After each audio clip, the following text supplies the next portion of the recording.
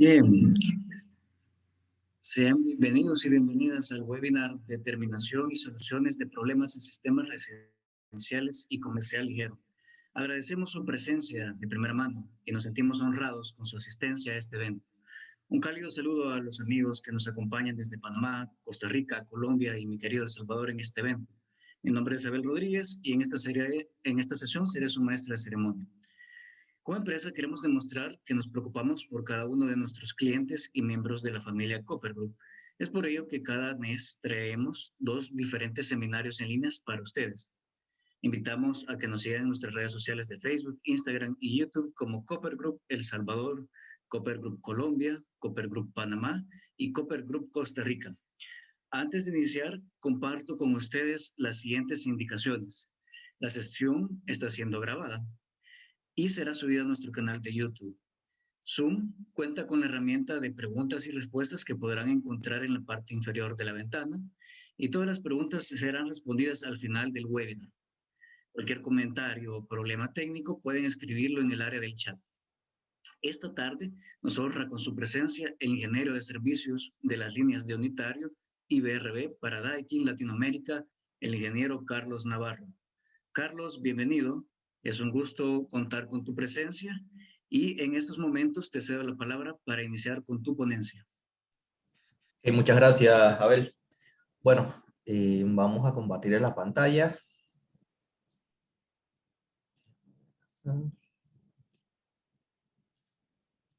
Ok, Abel, me sale que está deshabilitada la compartir pantalla. Si puedes habilitármelo, por favor.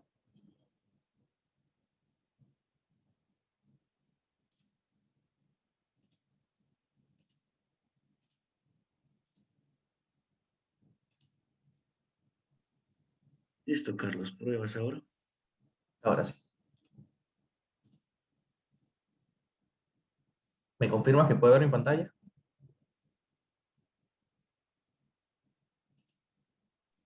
Excelente, Carlos. Sí se mira. Ahora sí. Por supuesto. Ok, bueno, comencemos. Bueno, como mencionó Abel, mi nombre es Carlos Navarro y soy ingeniero de servicio para las líneas de tanto unitario, que es lo que vamos a ver el día de hoy, que son productos residenciales y comercial ligeros hasta 25 toneladas, y de la línea de BRB. Entonces, para cualquier consulta que tengan de ambas líneas, son bienvenidas. El día de hoy nos vamos a enfocar un poco en el tema de servicio y diagnóstico de fallas para equipo tanto comercial, ligero como residencial. Nos vamos a ver una lista de errores en específico, ya que tenemos gran variedad de equipos y como tenemos personas de varios países acá, algunos manejan la marca Goodman, otros manejan Maxway, otros manejan Daikin, entonces hay algunas veces que los códigos varían, pero lo que les voy a intentar mostrar es cómo hacer diagnósticos en un 4 pasos sencillos, entonces para que tengan eso siempre en cuenta. Y para comenzar, les quiero hablar un poco del tema de los refrigerantes, porque no sé si ya lo sepan, pero este año o el próximo ya van a estar empezando a llegar equipos con refrigerante R32 a los mercados latinoamericanos. No solo de la marca Daikin, sino de las demás marcas también, entonces para que tengan eso en cuenta. ¿Qué ocurrió con el R22 en su momento? Bueno, existen 2 indicadores para el tema de posibles daños que pueda causar un tipo de refrigerante. El primero es el daño a la capa de ozono y el segundo es el aporte al calentamiento global. Entonces, el R22 tenía el problema de que dañaba la capa de ozono. Habría huecos en la capa de ozono porque tenía cloro. Entonces, con el R410 lo que se hizo fue buscar un refrigerante que no dañara la capa de ozono y que al final ya se fuera cerrando ella sola sin la adición de cloro. Entonces, esto se logró con el R410, que el R410 es una mezcla de refrigerante, no es puro, de 50% R32 y 50% R125. En estos momentos ya la capa de ozono está prácticamente cerrándose, el hoyo que había en el polo norte ya se está cerrando, está próximo a cerrarse, entonces ya el problema no es la capa de ozono. Igual no podemos dañarla, necesitamos seguir trabajando con refrigerantes HFC, entonces necesitamos un refrigerante que ahora aporte menos al calentamiento global. Entonces con ese objetivo se está quitando el R125 de la ecuación del R410 y se está dejando 100% R32. no daña la capa de ozono y tiene alrededor de un 30% menos en daños al calentamiento global, ya que si seguimos calentando el medio ambiente como vamos a tener bastantes problemas en el futuro cercano. Entonces, bueno, en comparación, el R410 es el aporte al calentamiento global que tiene es este que está acá abajo, que es un indicador de 2090, y el R32 tiene 675, alrededor de un, digamos, 70% aproximadamente menos aporte de calentamiento global. Entonces, por eso es que se quiere cambiar este tipo de refrigerante, y hay que hacerlo por el protocolo de Montreal, el cual la mayoría de los países a nivel mundial lo firmaron y van a cumplir con sus reglas. No es que el R410 va a desaparecer, si ustedes se dan cuenta, aún uno puede comprar R22 para equipos viejos. Lo único que se va a hacer es que los precios del mismo refrigerante van a empezar a subir. Me imagino que algunos se acordarán que en su momento el R22 era bastante económico, el tanque de R22 ahora está bastante caro, casi $20 la libra. Entonces, eso es lo que va a pasar con el R410, el mismo punto es. Entonces, para que estén preparados, que se cambió bien. Cuando les tenga más información, más a detalle del R32, con mucho gusto hacemos otro entrenamiento y se los comparto. Okay. Adicionalmente, siempre me gusta mencionar en las presentaciones que doy un poco de qué es una tarjeta inverter. Entonces, todos sabemos que el equipo inverter te trae ahorro, el compresor tiene arrancador suave, así que no tiene los picos de corriente de los motores convencionales, él le brinda mejor confort al cliente final y todos estos puntos que son los puntos de ventas, por así decirlo, de un equipo inverter, pero también me gusta mostrarles cómo está conformado este una tarjeta inverter en sí. Ellas tienen tres componentes principales, que son el rectificador, el filtro de corriente directa y el inversor. Del lado izquierdo tenemos la entrada de corriente alterna que viene desde la calle, por así decirlo, y en la salida tenemos la salida de corriente alterna modulada, que no es ni corriente directa ni corriente alterna, es una mezcla aproximadamente. Entonces en el rectificador se transforma de corriente alterna, corriente directa. Estos amigos que están acá, estos triángulos con una raya en la parte de arriba, se llaman diodos, y ellos van a dejar pasar la corriente solamente en la dirección de la flecha. Entonces, con eso rectificamos la señal AC. Y el filtro es la parte más característica de la tarjeta de inverter, que es los capacitores, los cilindros negros, marrones o azules que vienen en las tarjetas, que uno se da cuenta rápidamente cuál es el inverter por estos capacitores. Entonces, ella se encarga de hacer más recta lo que es la línea de la corriente directa rectificada acá que hicieron el puente de diodos este de acá, de rectificador.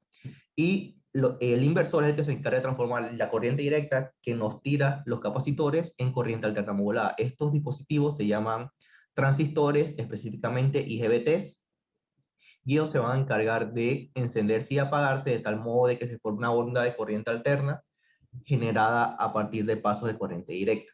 Entonces, tenemos que eso en sí es una tarjeta inverter. Ahora, ¿se pueden diagnosticar los dispositivos individuales de la tarjeta inverter? Si es posible, habría que solicitarle al fabricante de la tarjeta cuáles son las resistencias que debe medir y los abiertos y cerrados entre las patas de la tarjeta. Pero generalmente en aire acondicionado no se maneja lo que es la reparación en sí de una tarjeta, sino el cambio de la tarjeta completa. Es más práctico.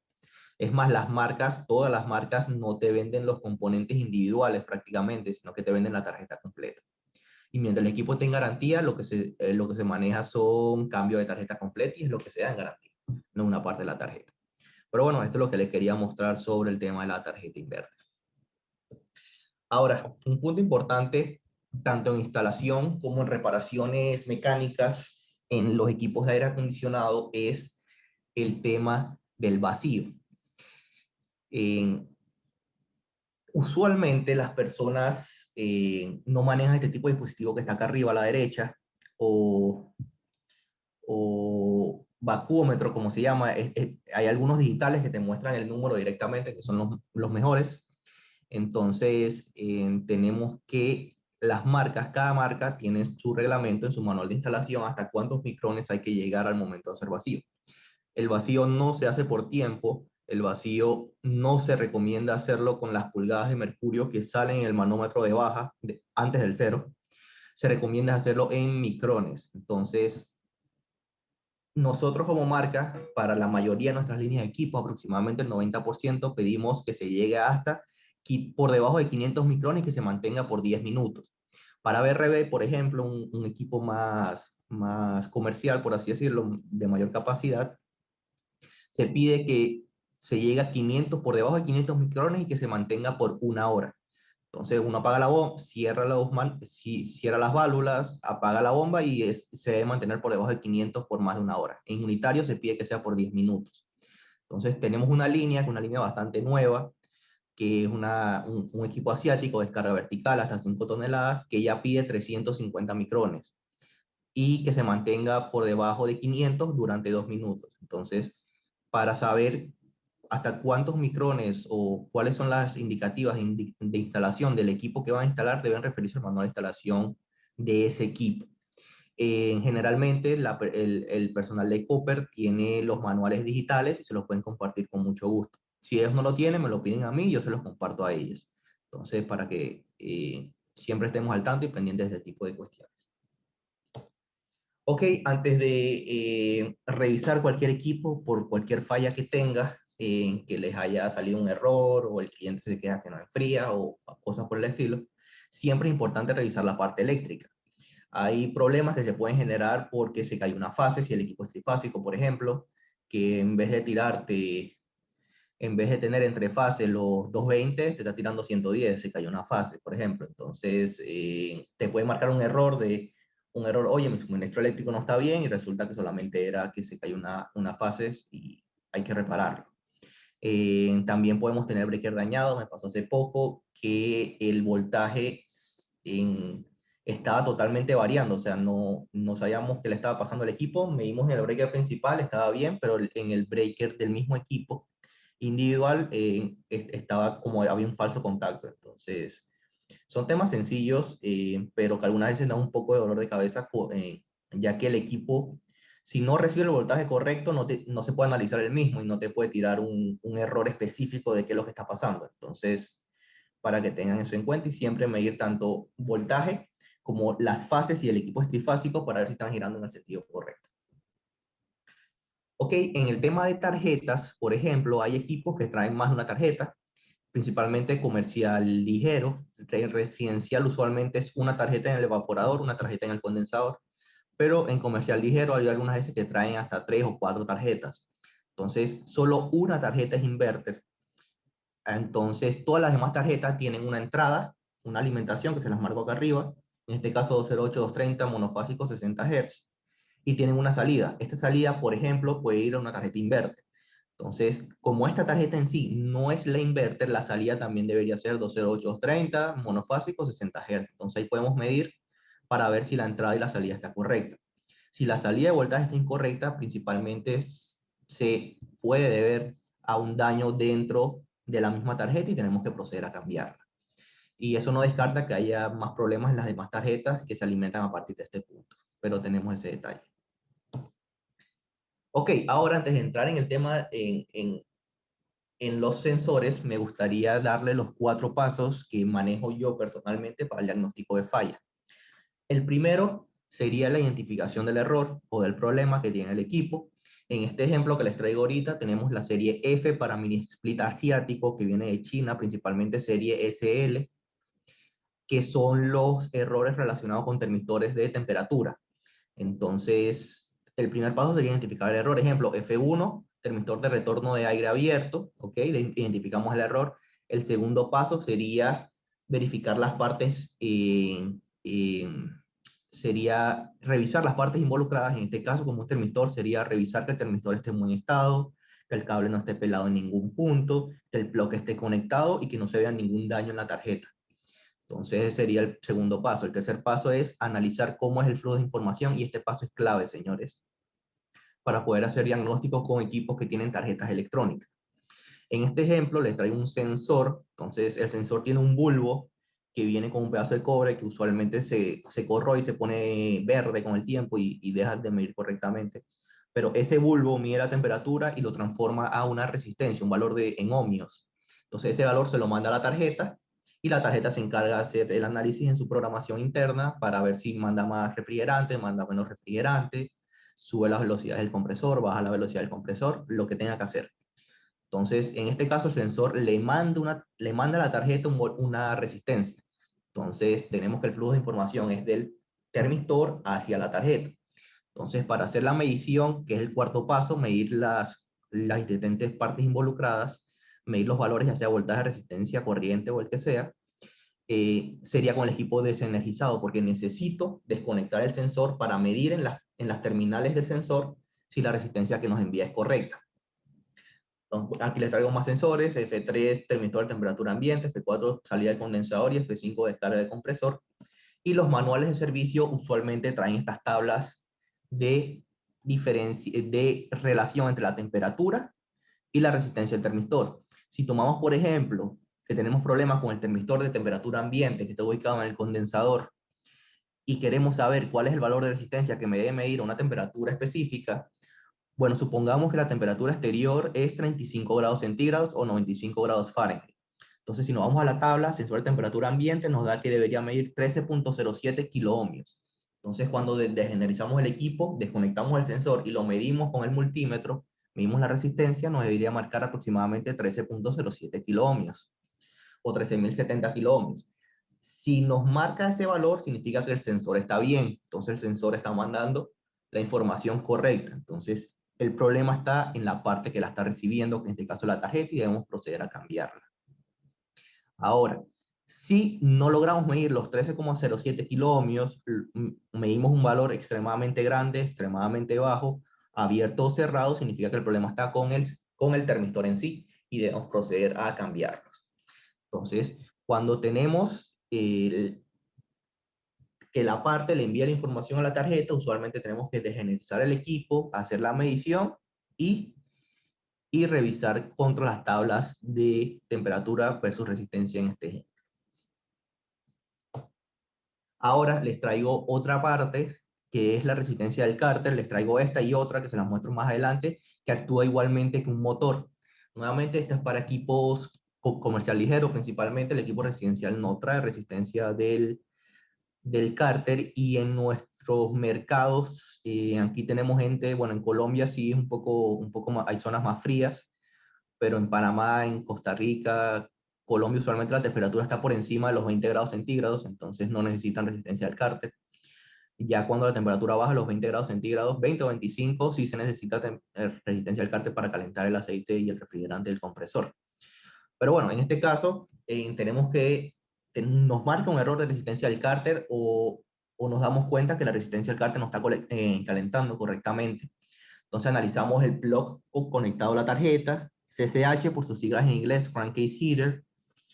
Lo revisamos, vemos que esté bien conectado, revisamos el cable en buen estado, que la resistencia en sí esté en buen estado, y no vemos problema. Entonces el tercer paso sería descubrir el flujo de información. En este caso, las tarjetas, la tarjeta le manda un voltaje a la resistencia para que ella se caliente. Es una resistencia literalmente. Entonces, ella, cuando se le aplica, es como un hornito de resistencia, un horno de cocina, por así decirlo, que utiliza una resistencia que pasa un voltaje, una corriente por ella, y ella se va calentando. Entonces, en este caso, la tarjeta le manda la información a la resistencia y debemos hacer la medición de voltaje con el equipo energizado. En este ejemplo en particular, la resistencia opera 40 watts con un voltaje de 220 voltios AC. Entonces, yo me voy al plug de la tarjeta y debo medir 220 voltios AC desde ambos puntos. Si logro medir el voltaje correctamente, los 220 voltios AC, y me voy a la resistencia, significa que la resistencia está dañada, porque la tarjeta está mandando la información correcta. Ahora, si mido el voltaje en la tarjeta y no logro medir los 220 voltios, significa que la tarjeta no está enviando la información correcta y el problema está en la tarjeta electrónica. Debemos cambiarla. Entonces tenemos ese tipo de ejemplos. Adicionalmente, la resistencia al cárter es una resistencia, así que podemos desgenerizar el equipo, desconectarla y medir la resistencia, que generalmente para nuestros equipos, depende del modelo, pero en general se maneja entre 1.4 y 1.8 kiloohmios aproximadamente. Entonces tenemos ese punto con las resistencias del cárter. Ahora, en el tema de presostatos de alta y de baja, en verdad el diagnóstico es bastante sencillo. Ellos después que sientan una presión extremadamente alta o extremadamente baja, se activan. Entonces, usualmente este tipo de dispositivo eh, se diagnostica conectando el manómetro, tanto en la línea de baja como en la de alta, y se logra medir la presión. Si la presión, si se dispara el presostato y la presión está en valores normales de operación, significa que el presostato está dañado. Y si conectamos y efectivamente la presión, por ejemplo, sube por encima de 500 psi y se dispara el presostato, entonces ahí sí tenemos algún tipo de problema interno en el sistema y debemos verificar que no está elevando la presión. Bastante sencillo. Hay gente, he visto algunos métodos que hace la gente que para obligar a que se dispare el presostato le pone cartones al serpentín del condensador para que la presión suba. Entonces, no les recomiendo hacer eso porque van a operar el equipo en condiciones incorrectas y si el presostato no funciona, pueden tener hasta una fuga en la tubería por tanta presión. Entonces, preferiblemente, si tienen problemas con este aparato, conecten manómetros y verifiquen solamente a qué presión se está disparando. ¿Ok?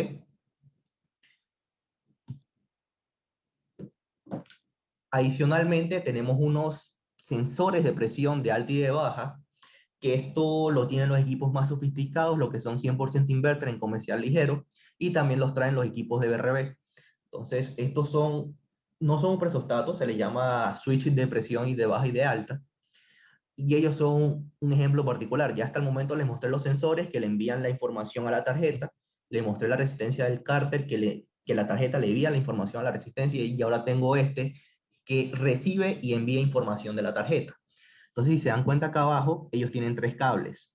Entonces, entre 2 cables, entre el rojo y el negro, bueno, no estoy seguro si es el rojo, el blanco o el negro, ahí tengo esa duda que se la puedo verificar después, pero digamos que el negro, entre el rojo y el negro, la tarjeta le envía 5 voltios DC a la tarjeta al switch de presión constantemente. Y entre el blanco y el negro, el aparato, el switch de presión, le devuelve un voltaje que está entre 0.5 y 4 voltios DC, dependiendo de la presión que tenga. Entonces, el manual de servicio nos da esta tablita que es voltaje DC versus la presión detectada. Entonces, si nos vamos, por ejemplo, si estamos viendo la presión de alta y está en 400 psi, el aparato entre el cable negro y el cable blanco me debería devolver 400, me debería devolver 2.5 voltios DC. Entonces, cuando yo hago la medición, en este caso con el equipo energizado, debo medir entre el rojo y el negro y me deben estar mandando 5 voltios DC. Y como tengo 400 psi, medido con el manómetro, entre el blanco y el negro me debe medir 2.5 voltios, que es lo que devuelve el switch de presión.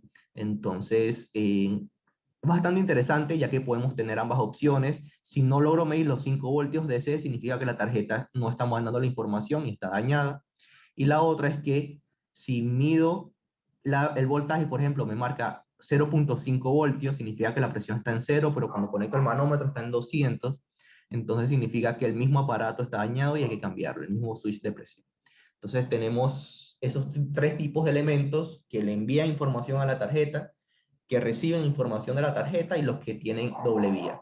Este es el único hasta el momento que tiene doble vía, así que no se preocupen por eso en las líneas que estamos viendo. Ahora, otro dispositivo que también recibe información de la tarjeta son los motores PCC o de capacitor dividido permanente, que son motores 100% AC. Estos son los que usan los equipos convencionales o los que utilizan algunos equipos inverter en los ventiladores, que no todos los ventiladores de los equipos inverter son inverters también, sino que solamente traen el compresor inverter. Pero bueno, estos motores usualmente en la placa del motor te dice cuánto es voltaje que maneja y ellos vienen con un capacitor que es este que está acá a la derecha, que se puede ver acá abajo, que te dice cuánto es la capacitancia del mismo, que es el capacitor de arranque. Entonces, en este caso, el 90% de las veces los motores no tienen el problema, sino el capacitor. Entonces, necesito un medidor de capacitancia que personalmente tengo un medidor de capacitancia individual que es solamente para medir capacitancia, pero hay multímetros como este que está acá que traen MFD, que son los microfaradios, entonces para poder medirlos. La capacitancia se mide en faradios, usualmente en micros, porque son bastante pequeños, la capacidad. Y en este caso me debería marcar 35 o 5 microfaradios más menos 5%, depende de las terminales en las que estoy midiendo. Cuando desconecto el capacitor, debo estar pendiente de qué terminales están conectadas, tomarle foto y hacer la medición entre ellas. Y me debería medir o 5 o 35 microfaradios. En este caso me midió 4.98, entonces estoy bastante bien, estoy dentro del más o menos 5%. Eh, Como les comenté, estos motores usualmente no, el AC es muy robusto, así que no hay problemas con ellos, sino es usualmente el capacitor de arranque el que presenta una falla. Ahora existen los motores SM o electrónicamente conmutados por sus siglas en inglés, que son los que manejan alguna especie de tarjeta electrónica. Pueden ser tanto AC como DC. Entonces, si este motor, por ejemplo, es AC, en el ejemplo que les traigo acá, él está conectado en una terminal como aparece acá abajo en la tarjeta. Entonces, tenemos 3 cables y entre el cable azul, que sería la referencia, y el amarillo me debe marcar 24 voltios AC, y entre el pin azul, que es el común, y el blanco me debería marcar nuevamente 24 voltios AC. Entonces yo con el equipo energizado hago la medición del voltaje entre esos puntos. Si logro medir el voltaje, significa que la tarjeta está mandando la información correcta, el problema está con el motor. Si no logro medir los 24 voltios, significa que la tarjeta está con problemas. ¿Ok? Ahora, el motor en sí se le puede medir preferiblemente con un megómetro. No estoy seguro que se llama así en todos los países, pero es el Megger Tester, así se llama en inglés, que es para medir la resistencia de aislamiento de los compresores, tanto a tierra como entre ellos. Entonces, cuando sospechamos problemas en el mismo motor, lo que hacemos es que desgenerizamos el equipo, los desconectamos y medimos primero continuidad entre las terminales, entre las fases de las terminales, entre las terminales del compresor, entre 1 y 2, 2, 3 y 1, 3, o A, B, B, C y, C y CA, como utilicen la nomenclatura en su país, y nos debe medir continuidad. Adicionalmente, si medimos la resistencia con un multímetro normal, nos debe dar un valor entre 1 y 10 voltios y 10 ohmios aproximadamente, ya que debe haber una pequeña resistencia entre ellos. Entonces, con el megómetro, desconectamos el compresor nuevamente, lo ponemos en 500 voltios solamente, no lo pongan en 1000, por favor, 500 es suficiente para los equipos de nuestras marcas, y conectamos la terminal común del megómetro a tierra, a un pedazo de tubería, a una tierra que tengamos cerca, y conectamos la otra terminal de prueba a la primera fase del compresor, a la primera terminal, y presionamos el botón de test. Ahí nos debe marcar una resistencia bastante alta, por encima de 100 kiloohmios, preferiblemente por encima de 550 megaohmios, para tener lo que es que el equipo no está aterrizado. Si la resistencia que nos marque es baja, significa que el equipo, el aislamiento está dañado y está a punto de aterrizarse. Si nos marca 0, significa el equipo está aterrizado y tenemos que cambiar tanto la tarjeta como el motor. Entonces, esto se hace cada una de las fases individuales. Recuerden, equipo desenergizado, tarjetas desconectadas, directamente al compresor o al motor que estemos viendo. Sí, les doy un ejemplo de BRB que no estoy seguro haberlo visto en unitario, pero tenemos que los ventiladores del condensador del BRB tienen 3 cables de alimentación y tienen 5 cables de comunicación con la tarjeta. Entonces, ella le manda su voltaje, su corriente por un lado y le manda la información de a qué velocidad va a girar por otro lado. Entonces, en ese tipo de motores que tienen alrededor de 8 cables aproximadamente, no es necesario utilizar el Megger Tester, ya que las terminales, el manual te dice en las terminales de comunicación que traen 5 cuál es la resistencia que debe medir entre ellas. Entonces, tú las mides solamente y ahí te das cuenta si el motor está bien o está mal. Entonces, tenemos ese tipo de motores también, pero en unitario no son comunes, principalmente en BRB. Ahora, hablando del corazón del sistema de aire acondicionado, que es el compresor, eh, siempre tengan cuidado cuando tienen un breaker disparado en el compresor del equipo de aire acondicionado, porque usualmente el que puede elevar la corriente a niveles de disparo de dispositivos de protección eléctrica es el compresor. Entonces puede estar aterrizado o puede estar bloqueado. Un motor bloqueado es fácil de diagnosticar si estamos hablando de un ventilador. uno mete la mano con el equipo desenergizado y lo intenta girar manualmente el ventilador. Si no gira libremente, significa que está bloqueado y hay que cambiarlo. Ahora, con un compresor es diferente. Un compresor, estos son herméticos, todos los compresores que nosotros vendemos son herméticos, entonces no traen, no es posible girar el scroll o el swing bushing, cualquiera de los dos que tengamos, manualmente. Entonces, la única forma de saber si el compresor está bloqueado es que llegamos, las tarjetas están quemadas, el breaker está disparado. Entonces, ¿qué hacemos? Bueno, no sabemos qué causó el problema, pudo decir algo externo, pero si se quemaron las tarjetas, probablemente lo generó algo interno. Entonces, cambiamos las tarjetas, conectamos el amperímetro a la pinza amperimétrica, a la entrada de corriente de la unidad, energizamos, encendemos y medimos rápidamente para ver cómo sube la corriente. Necesita haber dos personas, preferiblemente una con el amperímetro y otra en el breaker para bajarlo, con el safety switch, para bajarlo si la corriente sube demasiado rápido. Por experiencia personal, me estuve en un proyecto que estábamos nuevamente de BRB, estábamos haciendo reparaciones. Se quemaron alrededor de 4 tarjetas del equipo, el BRB trae aproximadamente 7 si tiene 2 compresores. Entonces cambiamos las tarjetas, suponíamos que era algún daño externo y el cliente, por el apuro que tenía, lo quería energizar rápidamente, pero bueno, yo en ese momento no pude estar. Y apenas energizó, encendió el compresor, se quemaron las tarjetas nuevamente. De una vez diagnosticamos compresor bloqueado, con rotor bloqueado, y tuvimos que hacer el cambio del compresor y de las tarjetas nuevamente. Entonces, en ese tipo de casos, siempre es importante, como les mencioné, tener una persona midiendo el amperaje y otra persona rápidamente en el breaker para bajarlo si es necesario. Entonces, tenemos esas dos posibilidades. Ahora, nuevamente, como el motor también, el compresor también tiene su motor, se le hace lo que es la prueba a tierra con el megómetro. Aquí lo pueden ver cómo se realiza. Este es el megómetro, Insulation Multitester. Lo tenemos la terminal común a tierra y tenemos la terminal de prueba cada una de las terminales. Vamos una por una y en este caso nos marca por encima de 550 megaohmios. Entonces, si nos marca por esos valores tan altos, por encima de 100 kiloohmios, estamos bastante bien. Entonces, y debería estar bastante pareja entre ellas. Entonces, bueno, aquí hay otro ejemplo que lo estamos midiendo con el multímetro a ver si hay continuidad a tierra, que no debería. Y aquí estamos midiendo la continuidad entre fases y la resistencia. Entonces, en este caso nos marca 2.4 ohmios, que está bastante bien. Entre 2 y 10, 1 y 10 está bastante bien. Importante que haya continuidad. Ok, adicionalmente, les quiero traer una herramienta que sirve mucho. Aquí un ejemplo usándola en un BRB, pero que sirve también para equipos inverter normales, con tal que no superen los 600 voltios. Entonces, aquí tenemos el compresor, tenemos sus terminales, las desconectamos, las terminales que vienen de la tarjeta, y estas terminales las conectamos en el inverter checker, que es el aparato que estoy señalando acá abajo a la derecha, que está sobre las tuberías.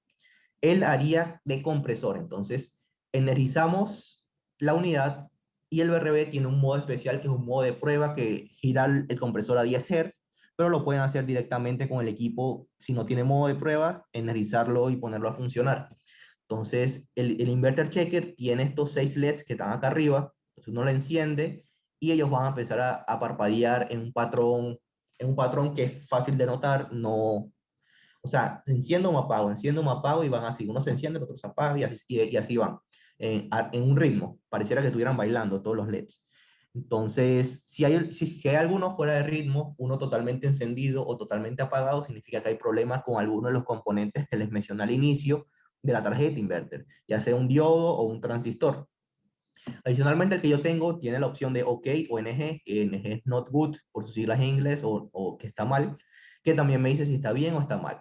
En este caso, estábamos revisando, los fusibles estaban disparados, la tarjeta del ventilador tenía una parte quemada y la tarjeta inverter también tenía otra parte quemada. Entonces, el inverter checker se utiliza para no tener que desarmar el equipo y revisarlo uno por uno, sino bueno, sospechamos que hay algunas tarjetas quemadas o el equipo no enciende. Bueno, desconectamos compresor, conectamos, lo ponemos en modo de prueba. Entonces, ¿funcionó? Sí. Entonces, no hay tarjetas quemadas, es el compresor. no funcionó, bueno, tenemos algo quemado que nos está dando problemas. Ahora, esto no descarta que haya un compresor bloqueado, así que nuevamente les insisto en que tengan un perímetro siempre conectado al momento de reenergizar después de hacer una reparación, por si acaso tenemos alguna parte bloqueada, algún motor. Ok, ¿tenemos alguna consulta hasta esta parte? No sé si podemos revisarlo. Ok, bueno, no me sale el chat aquí. Por el momento no hay consultas, Carlos. No hay consulta. Ah, ok, ok, muchas gracias, muchas gracias. Bueno, vamos a entrar en la última parte de este curso y no sé si puedan ver bien la imagen de abajo, bueno, de la derecha, que es el tema de el ciclo termodinámico de refrigeración. Entonces, algunos los llaman diagrama de Molière, que también aplica, ya que tenemos el diagrama de presión entalpía. No quiero que se asusten, se los voy a explicar de una forma sencilla, no tienen que ser, esto lo dan usualmente los que han estudiado ingeniería en una materia que se llama termodinámica, pero no se preocupen, se los voy a explicar de tal modo que todos entendamos sencillamente. Arriba a la izquierda tenemos el ciclo de refrigeración en dibujo, por así decirlo, tenemos cuatro componentes principales: el compresor, que eleva la presión de baja a la de alta, el condensador que me condensa el refrigerante, evapora líquido, la válvula de expansión que me pasa de líquido a mezcla y que me baja la presión de alta a baja, y el evaporador que me evapora, como su nombre lo dice, de líquido o de mezcla a vapor. Entonces son los cuatro componentes principales. Ahora acá abajo tenemos en el eje vertical, tenemos presión y tenemos dos presiones constantes. La presión del condensador, que es esta línea que está acá, y la presión del evaporador, que es esta línea que está acá abajo. Entonces, tenemos esta línea curva que está acá, que se conoce como línea de saturación del refrigerante, que del lado izquierdo de la curva tenemos refrigerante en estado líquido o superenfriado.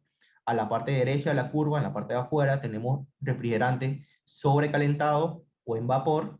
Y dentro de la curva tenemos refrigerante en estado de mezcla, 100% líquido en el extremo izquierdo de la curva, 100% vapor en el extremo derecho de la curva. En el medio de la curva tenemos 50% vapor, 50% líquido. Entonces, un punto interesante es que la presión y la temperatura dentro de la curva se mantienen constantes. No hay variación ni de temperatura ni de presión. Eso es importante. Entonces, ¿quién me sube la presión de baja a alta? El compresor. Entonces lo tenemos acá en el lado derecho, con la línea en diagonal. ¿Quién me pasa refrigerante en vapor a refrigerante líquido? Me lo pasa el condensador. Entonces el condensador está en la línea acá arriba. ¿Quién me baja la presión de alta a la presión de baja? Bueno, el dispositivo de expansión, que es este que está acá, o la válvula de expansión. ¿Y quién me evapora el refrigerante de estado líquido de mezcla a vapor? Bueno, es el evaporador, que lo tenemos acá abajo. Entonces, hay dos puntos importantes que me quiero enfocar el día de hoy, que es el subenfriamiento y el sobrecalentamiento. El subenfriamiento es este que está acá, que está marcado como A, que ocurre entre el condensador y la válvula de expansión. Y se conoce literalmente como qué tan por debajo de la temperatura de saturación, que temperatura de saturación es la temperatura dentro de la curva, estoy al momento de entrar a la válvula de expansión o al salir del condensador. Entonces, este valor se utiliza, si se dan cuenta, este valor se utiliza para que el evaporador tenga más espacio dentro de la curva para evaporar el refrigerante. Si yo no tuviera superenfriamiento, estuviera aquí y perdería gran capacidad dentro del evaporador, ya que se me iría todo lo que es A, lo perdería acá abajo. Entonces no tendría tanto espacio para evaporar el refrigerante. Entonces, este se utiliza, por ejemplo, en BRB se utiliza mucho como tenemos, en BRB tú puedes tener una condensadora con hasta 64 equipos. Si el subenfriamiento se asegura que el refrigerante sale del condensador y me va a llegar hasta la última evaporadora con el refrigerante subenfriado, nada dentro de la curva, para tener suficiente espacio para que el evaporador trabaje. Adicionalmente, la válvula de expansión no expande vapor, entonces preferiblemente estamos fuera de la curva para evitar que se dañe la válvula de expansión. Ahora, el sobrecalentamiento es este que está acá abajo a la derecha, que está marcado con la letra B. El sobrecalentamiento es qué tan por encima de la temperatura de saturación de evaporación estoy al momento de que salgo del evaporador o al momento que entro en el compresor. Esta se utiliza para que en el compresor no entre refrigerante en estado líquido. Si yo estoy fuera de la curva, ya estoy en 100% vapor. Entonces, no me debe entrar refrigerante líquido. Entonces, si no tuviera el sobrecalentamiento, estuviera dentro de la curva y el compresor se me podría dañar, ya que podría entrarle refrigerante líquido. Entonces, un detalle, esta gráfica no se mueve, que solo la muevo para acá y solo la muevo para allá, no. Si yo tengo los parámetros de superenfriamiento y sobrecalentamiento mal, pero tengo el superenfriamiento más alto, algunos dicen, yo no aíslo la tubería de líquido porque me da más superenfriamiento. ¿Qué pasa? Si yo tengo más superenfriamiento, voy a tener menos sobrecalentamiento. Entonces, cuando mejoro uno, estoy sacrificando el otro. Entonces, sí estén pendientes de cumplir con los valores que pide cada marca de superenfriamiento y sobrecalentamiento para que no haya problemas. Ahora, para hacer las mediciones de superenfriamiento y sobrecalentamiento y en general para medir cualquier parámetro de operación del equipo, es necesario que verificar que el flujo del aire acondicionado sea el adecuado y que el equipo esté en óptimas condiciones con su mantenimiento hecho. Hay que asegurarse que los filtros estén limpios, que el evaporador esté limpio, que el condensador esté limpio, que los ventiladores puedan girar libremente, que no haya retorno de aire caliente. Hay que fijarse en todos esos puntos. Y principalmente en equipos que ustedes no instalaron, que eso nos pasa mucho. Yo por lo menos no hago instalación trabajando con Daikin, pero me toca resolver los problemas de los clientes que nos contactan. Entonces yo tengo que fijarme mucho en todo lo que hizo la persona o las personas que le metieron mano al equipo antes. Necesito verificar antes de hacer mediciones que el equipo esté en óptimas, en teoría visiblemente esté en óptimas condiciones. Adicionalmente, si el flujo del aire es el inadecuado, tengo algún serpentín bloqueado con un pedazo de cartón, tengo que el aire me está retornando, no voy a medir los parámetros correctamente, ni presión ni temperatura. Entonces, es importante que antes de hacer las mediciones, para calcular superenfriamiento y sobrecalentamiento, se tengan lo que es, o de medir simplemente la presión, se verifique que los serpentines estén libres, el flujo esté libre y que no haya nada tapando nada. ¿Ok? Entonces, ¿cómo hago la medición? Les traigo un ejemplo. Este equipo lo venden en todos los países, si no estoy equivocado, la descarga vertical. Y puede venir marca Daikin, marca McQueen, marca Goodman, marca Mana. Al final es la misma fábrica, solo cambia lo que es el logo que trae. Entonces, este equipo tiene la peculiaridad de que en la unidad exterior solo está el condensador y el compresor. La válvula de expansión está en la evaporadora. Entonces, tenemos la línea de líquido y la línea de gas o la línea de succión. Entonces, aquí estoy midiendo, vamos a ver, denme un segundo que se me borró el título, aquí estoy midiendo en la línea de succión, entonces estoy midiendo el sobrecalentamiento. Entonces, para medir el sobrecalentamiento, mido la presión de baja, que en este caso es 143 psi, y la transformo con la tabla presión-temperatura en este caso, el refrigerante, que es R410, la transformo a temperatura saturada, que en este caso me da 50 grados Fahrenheit. Entonces, y mido la temperatura con un bulbo de temperatura, un termistor o lo que deseen, mido la temperatura actual de la tubería. Recuérdense que el sobrecalentamiento es a la salida del evaporador o entrada del compresor, ¿ok? Entonces esta tubería es perfecta, la tubería de succión es perfecta. La medimos y nos da 59 grados Fahrenheit. Lo restamos, 59 menos 50, y me da 9 grados Fahrenheit el sobrecalentamiento.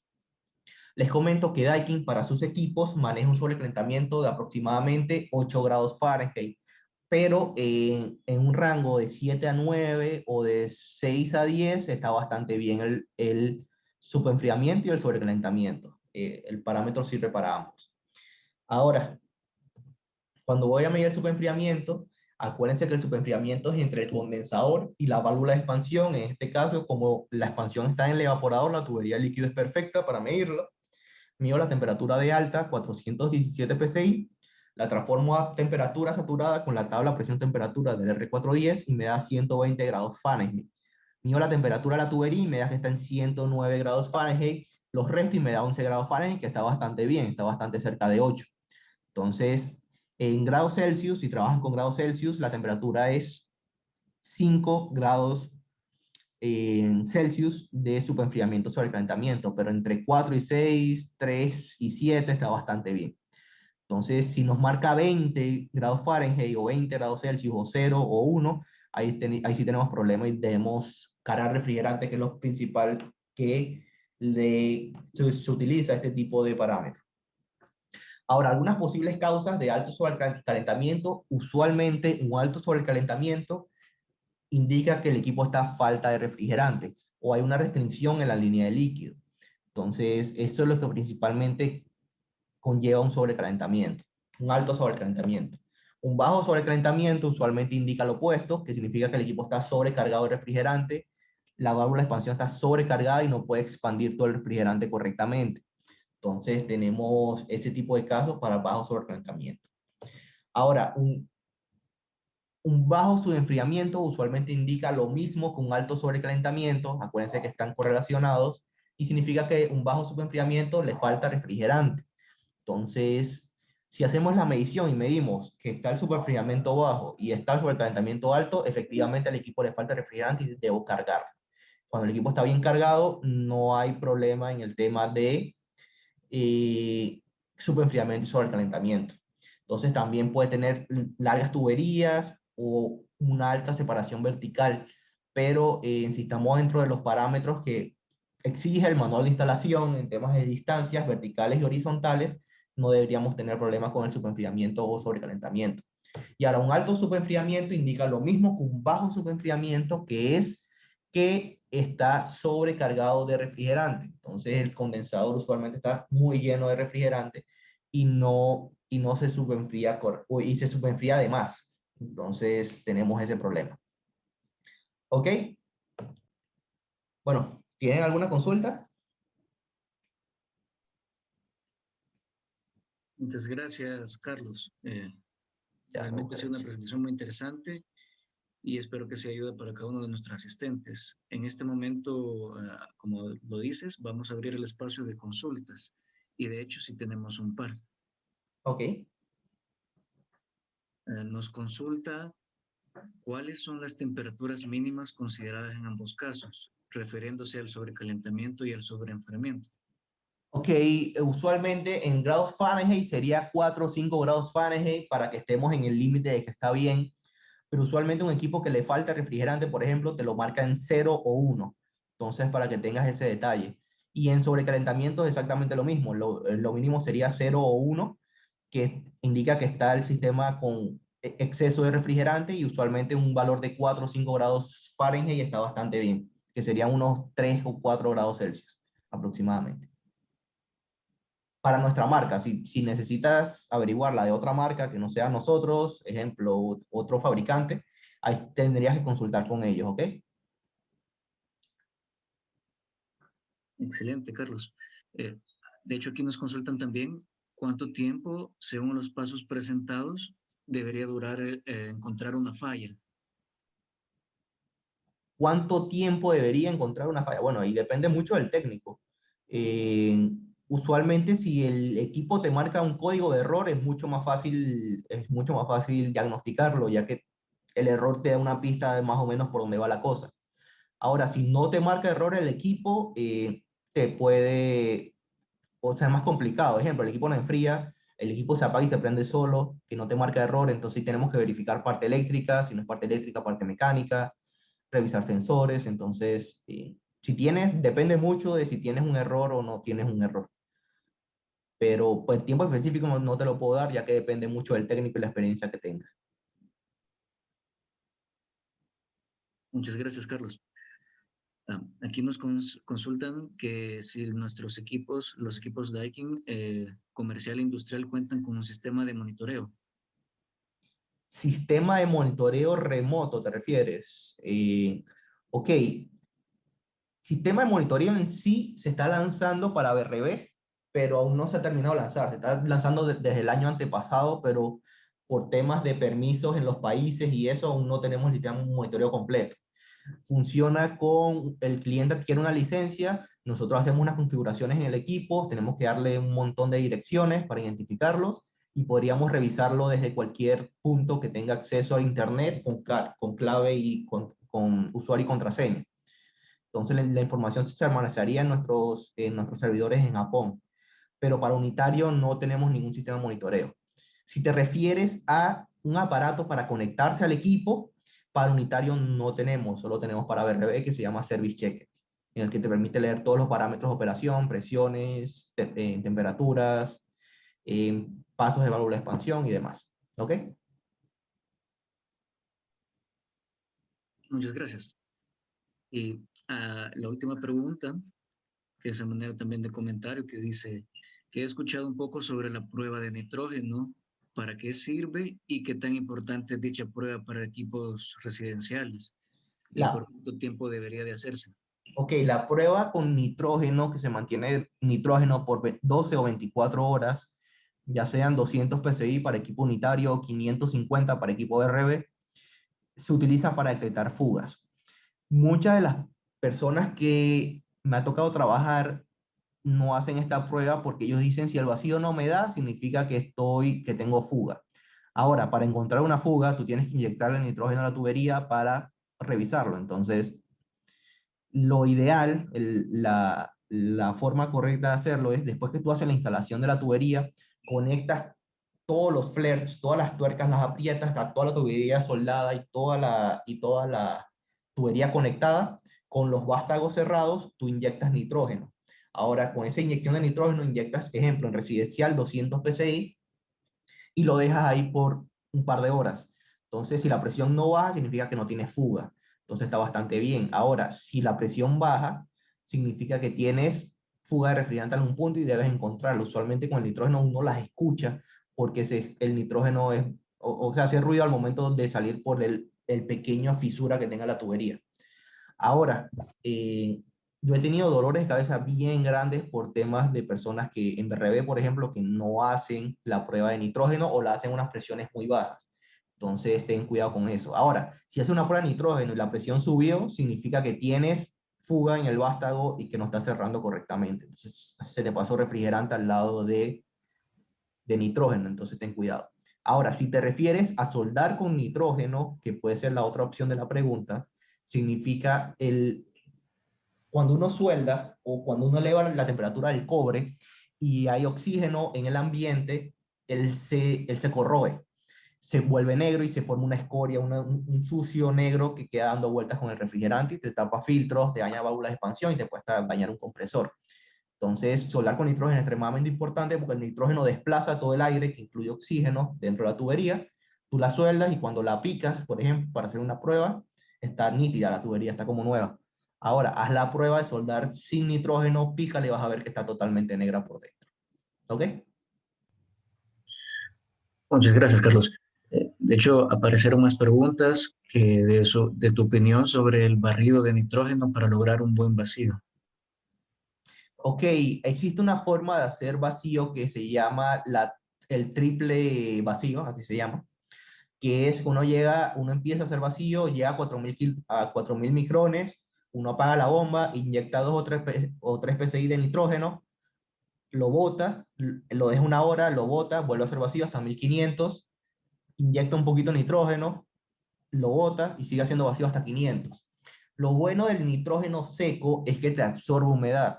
Entonces, eh, te ayuda mucho si tienes un país húmedo, por ejemplo, como Panamá, que la humedad es 95% todo el año. El inyectar nitrógeno al momento de ir a hacer un triple vacío, por ejemplo, es bastante bueno ya que te absorbe la humedad dentro de la tubería y hace que sea más fácil sacarla. Porque si vas a poner la bomba de bajar desde el aire ambiente hasta 500 o hasta 250 que te piden los equipos de Asia, el nuevo equipo que tenemos de China, wow, vas a tardar bastante. Entonces, la experiencia que tengo con el triple vacío y también comentarios de gente que la ha empezado a usar es que es mucho más rápido, ya que el nitrógeno te absorbe la humedad porque es nitrógeno seco. ¿Ok? Excelente. ¿Cuál es la presión recomendada con nitrógeno máxima para pruebas? Depende del equipo. Si es residencial o comercial ligero, 200-250 PSI está bien. Para BRB, 500 PSI. Entonces depende mucho del equipo. Pero bueno, esos son los valores que tengo de referencia ahorita. Ok. Y para cerrar el espacio de preguntas, nos comentan, en la tapa de la split hay una parte para llave malla. ¿Eso para qué es? En la tapa del split tienes llave Malle. Ok, la estás diciendo una forma que no conozco. Si puede ser más específico o, o un nombre más genérico. Eh, Me imagino que se refiere al filtro que lleva el mini split, El porque te he filtro, leído literalmente la pregunta. Ah, una llave para USB. ok, un USB, ok. Algunos mini splits, eh, depende de la fábrica en que lo compren, trae una llave USB para el tema de conectarlo a Wi-Fi. Entonces, nosotros actualmente en nuestro mercado Latinoamérica o las fábricas que les compramos no traemos la opción de mini split con Wi-Fi, pero no se trae por el tema del costo. O sea, el costo del equipo es un poco muy elevado, entonces no es competitivo. Entonces, se espera que en algún momento se habiliten esas, porque son tarjetas genéricas, se habiliten esos puertos USB o terminales que dicen Wi-Fi, porque hay otros que traen de China que traen la terminal que dice Wi-Fi, se habilite y lo podamos usar, pero hasta el momento no podemos usarlas. Ok, excelente, Carlos. Bueno, de esta manera finalizamos el espacio de preguntas. Queremos agradecer a nuestro ponente por su excelente presentación y, por supuesto, a cada uno de ustedes por acompañarnos este día. Para más información de productos y ofertas, pueden contactarnos a los números de Copper Group y seguirnos en nuestras diferentes redes sociales de Facebook, Instagram y canal de YouTube como Copper Group, seguido del nombre de cada país: El Salvador, Colombia, Costa Rica y Panamá. Bueno, muchas gracias por su participación. Un cálido abrazo a todos. Esperando verlos este miércoles 24 de febrero en nuestro webinar Soluciones de bajo consumo energético para negocios y oficinas, únicamente para Copper Group Panamá y El Salvador. Estaremos enviando la invitación por medio de correo que han registrado para esta sesión. Y bueno, de esta forma es como nos despedimos, reiterando nuestros agradecimientos a nuestro ponente Carlos. A la orden. Y pues muchas gracias, Carlos, de parte de la familia Copper Group. Esperamos que tenga un feliz fin de semana y nos vemos a la próxima. Gracias, señores. Hasta luego. Un placer. Cuídense.